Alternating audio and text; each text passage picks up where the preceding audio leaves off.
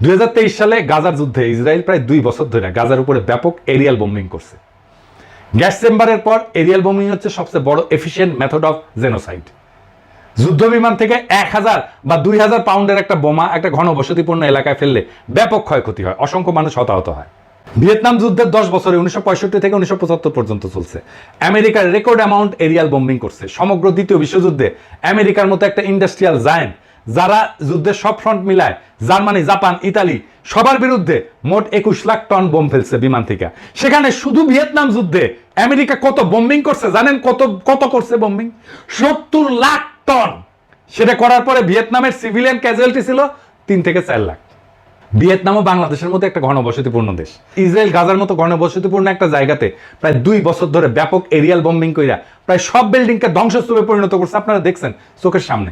এরপরেও গাজার health ministry হিসাবে গাজাতে 2 বছরের নিহতের সংখ্যা 70,000-এর মতো।